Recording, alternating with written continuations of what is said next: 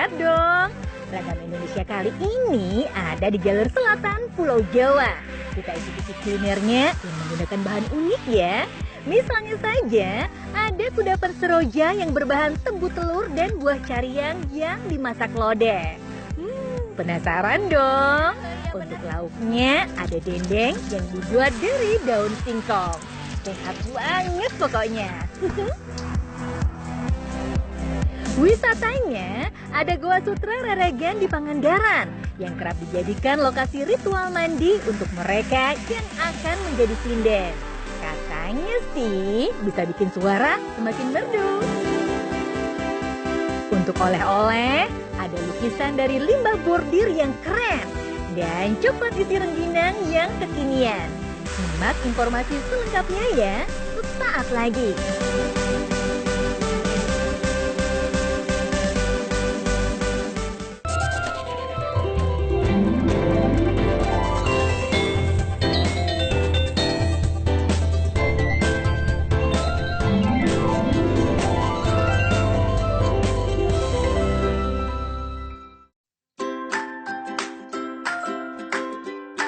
Sahabat, ada yang pernah makan terubuk? Terubuk sebenarnya adalah bunga tebu sahabat. Meskipun disebut bunga, tapi bentuknya tak nampak seperti bunga ya. Terubuk yang siap dipanen adalah yang sudah berusia 5 bulan atau yang sudah terlihat bunga atau telurnya. Makanya jangan heran ya kalau terubuk disebut juga tebu telur. Kok bisa sih? Jangan heran. Soalnya kalau sudah dimasak, terubuk teksturnya mirip banget dengan telur ikan. Sepertinya sudah cukup nih terubuknya. Enaknya diolah jadi apa ya? Gimana kalau kita buat kudapan kue seroja atau kembang goyang aja nih? Halo Ibu. Tadi aku habis ambil terubuk nih sama Teteh. Oh iya nih. Kita masak yuk, Iya, Bu. yuk kita masak bareng-bareng. Bahan-bahan untuk membuat kue seroja terubuk terdiri dari bawang putih, kencur, warna makanan, telur, garam, tepung beras, dan tepung singkong. Pisahkan pelepah daun dari terubuknya dulu. Kemudian haluskan bawang putih, kencur, dan garam. Lalu siapkan adonannya ya.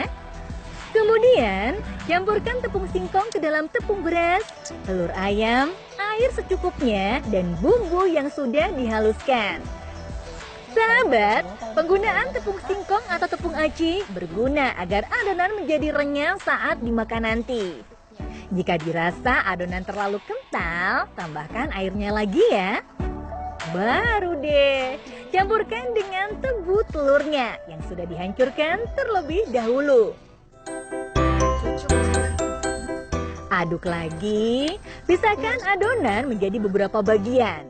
Baru nih, campurkan dengan pewarna makanan yang berbeda-beda supaya tampilannya kian cantik.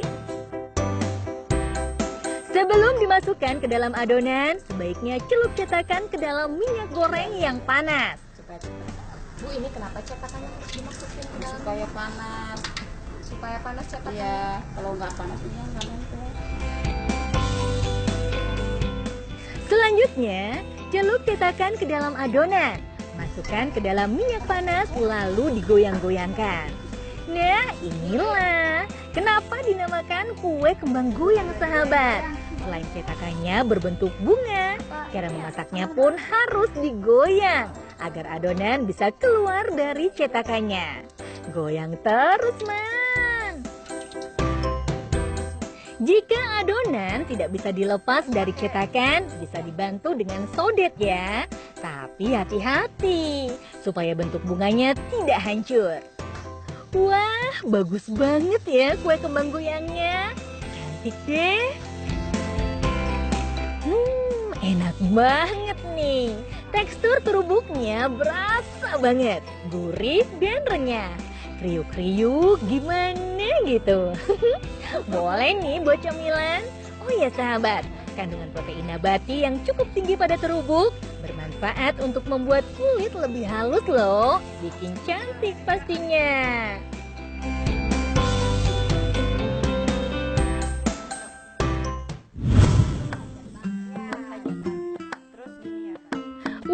lagi ngapain nih? Rame-rame di depan rumah. Oh, lagi pada bungkus peyem. Tapi kok bungkus peyemnya beda sih? Pakai daun apa tuh? Sahabat, daun yang digunakan namanya daun cariang. Biasanya sih daun cariang dijadikan obat untuk meredakan pegal-pegal setelah melahirkan. Oh ya, selain untuk bungkus peyem, buah cariang bisa diolah menjadi bahan untuk sayur lodeh. Sahabat, masyarakat Desa Marga Cinta mencari buah pohon cariang atau yang disebut juga pohon nampu di hutan sekitar desa. Namun ada juga yang sengaja menanamnya sebagai tanaman hias. Petik buah cariang yang sudah tua. Kalau yang masih muda sih, belum ada isinya tuh. Sudah cukup banyak nih. Langsung aja kita masak yuk.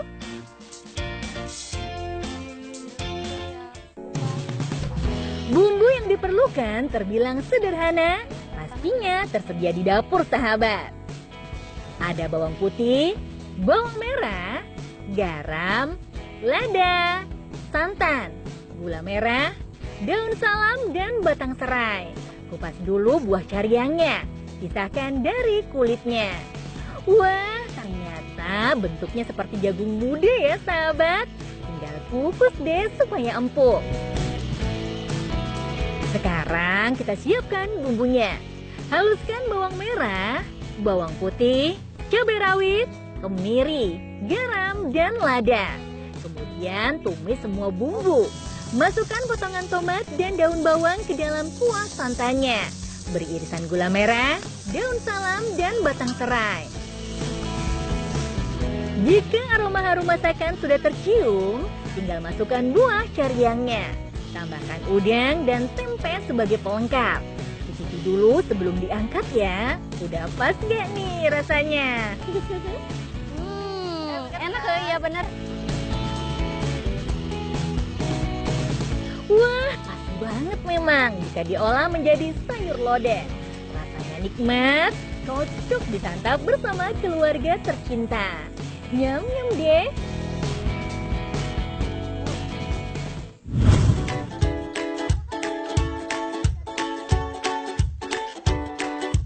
Sahabat, Kabupaten Pangandaran ternyata memiliki banyak gua alam yang mempesona.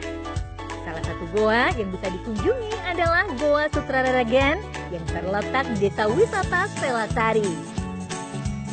Wah, lagi ada yang mandi tuh.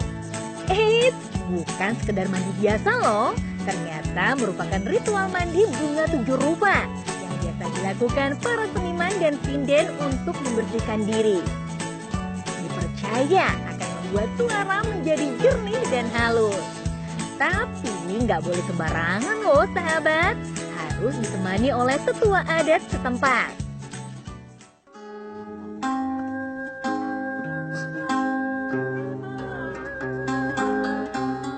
Setelah melakukan ritual mandi bunga 7 rupa, sinden melakukan latihan di dalam Goa Sutraragan. Tepatnya di dalam Goa Panggung. Konon, Goa Panggung diyakini nih merupakan tempat penyimpanan gamelan yang kabarnya sih dahulu setiap orang yang meminjam gamelan harus mengembalikannya tepat waktu. Jika tidak, semua gamelan dari Goa Panggung akan hilang.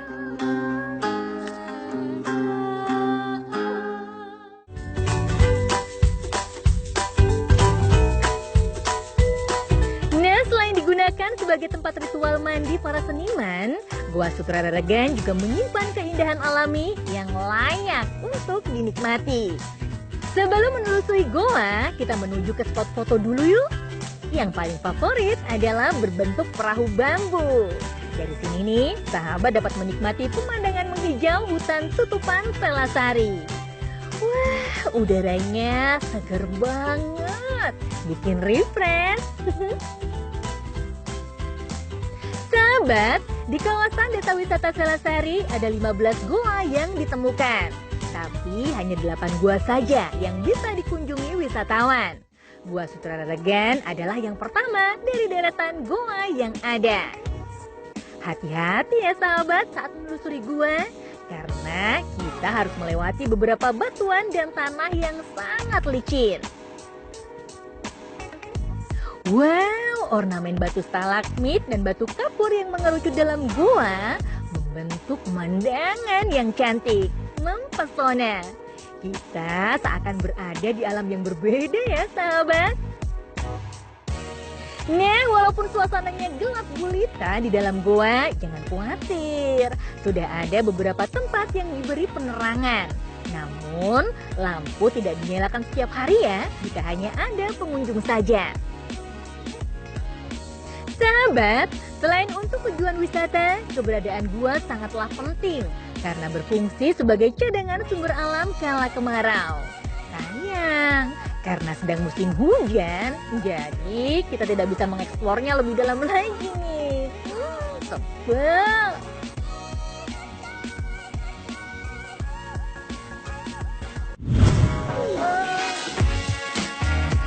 Kita geser ke Tasikmalaya dulu yuk.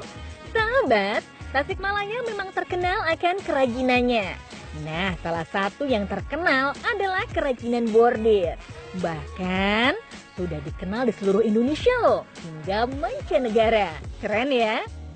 Gaya bordir yang diterapkan pada kain adalah serapan dari kebudayaan Tiongkok, hasil modifikasi dari penyesuaian bahan. Wah, banyak banget ya produk bordirannya. Bagus-bagus. Jadi bingung nih pilih yang mana. Untuk bahan kebaya, cantik-cantik banget. Ada yang dibordir secara manual, dan ada pula yang menggunakan mesin. So, tinggal pilih deh mau yang mana. Oh ya, limbah bordirnya juga nggak dibuang begitu saja loh, karena masih bisa dimanfaatkan. Sahabat, lukisan bordir dibuat baru berdasarkan pesanan saja. Bahannya ada yang didapat dari limbah bordir yang dikombinasikan dengan bahan yang sengaja dibuat. Contohnya seperti huruf ini nih. Setelah didesain, pola lalu dibentuk menggunakan mesin bordir manual. Terus, bordiran dirapikan dengan solder. Harus hati-hati ya sahabat, karena jika sampai salah, maka bordirannya akan rusak. Baru deh disetrika dan ditempel pada lukisan. Sahabat, Kang Tono adalah seorang pengusaha konveksi bordir sekaligus seniman seni rupa. Kreativitasnya memanfaatkan limbah bordir ternyata cukup menghasilkan loh. Proses pembuatannya pun tidak sembarangan. Harus benar-benar jeli melihat limbah bordirnya agar pas nih ketika dibuat lukisan. Nah, ada dua cara membuat lukisan bordirnya. Ada yang langsung ditempelkan, ada juga yang dicat terlebih dahulu. Jika tidak jeli melihatnya, lukisan limbah bordir tampak sama dengan lukisan cat pada umumnya. Tapi jika dilihat dari dekat, lukisan limbah bordir akan terlihat. Warnanya pun menjadi lebih hidup. Soal harga, jangan kaget ya. Karena lukisan dari limbah bordir harganya mencapai jutaan rupiah. Wow!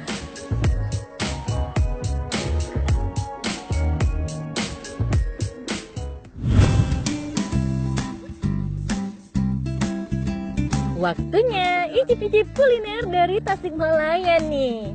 Kali ini kita akan membuat olahan dari daun singkong. Biasanya sih daun singkong digunakan sebagai lalapan atau sayur. Tapi salah satu warga Tasikmalaya justru mengkreasikan daun singkong menjadi suatu olahan yang lezat. Berupa dendeng daun singkong.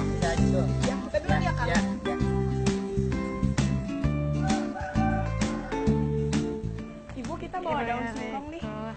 Oh iya, ayo kita masak dendeng aja ya. Emang daun singkong bisa dijadiin dendeng, Bu? Ya bisa.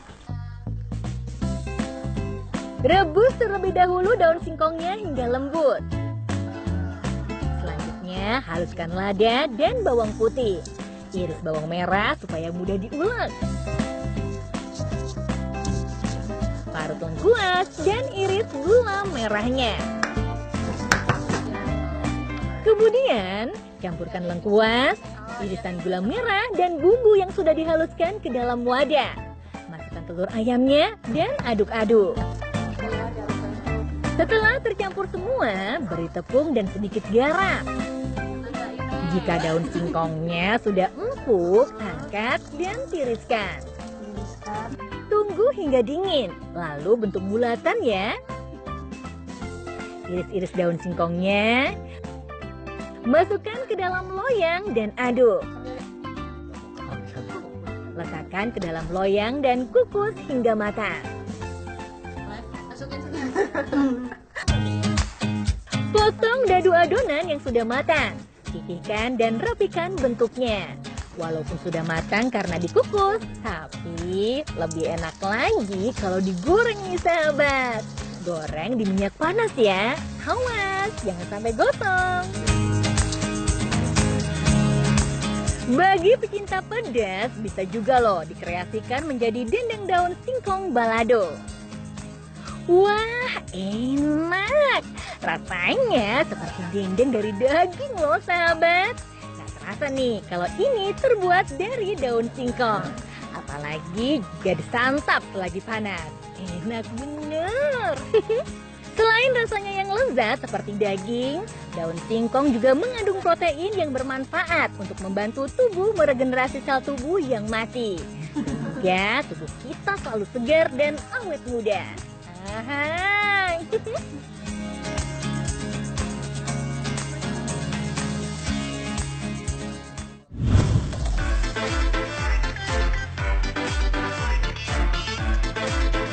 Jangan kemana-mana dulu ya sahabat.